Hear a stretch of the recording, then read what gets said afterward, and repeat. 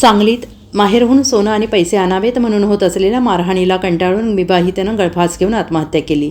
या प्रकरणी संजयनगर पोलिसांनी हुंडाबळीचा गुन्हा दाखल करून चौघांना अटक केली आहे। पती अजय नामदेव सूर्यवंशी, सासू अनिता नामदेव सूर्यवंशी, सासरा नामदेव विठ्ठल सूर्यवंशी आणि दीर अक्षय नामदेव सूर्यवंशी, सर्व राहणार विठ्ठल रुक्मिणी निवास वसंतदादा साखर कारखान्यासमोर अशी अटक केलेल्यांची नावे आहेत। आणि याबाबत पोलिसांनी दिलेली अधिक माहिती अशी की वसंतदादा साखर कारखान्यासमोरील विठ्ठल रुक्मिणी निवासमध्ये राहत असलेली विवाहिता सुप्रिया अजय सूर्यवंशी वय वर्ष 27 याने राहत्या घरी दिनांक 16 जानेवारी रोजी सकाळी 11:30 वाजता आत्महत्या केली होती। या प्रकरणी सुप्रिया हिचा भाऊ निखिल सूर्यकांत शिंदे राहणार पदमाळे तालुका मिरज यांनी संजयनगर पोलीस ठाण्यात फिर्याद दिली आहे। फिर्याद देताना शिंदे यांनी 31 जानेवारी 2023 पासून आपली बहीण सुप्रिया हिचा सोने आणि पैशांसाठी छळ होत होता, तिला वारंवार मारहाण केली जात होती। सततच्या छळाला आणि मारहाणीला कंटाळून तिने आत्महत्या केली असल्याचं पोलिसात सांगितलं आहे।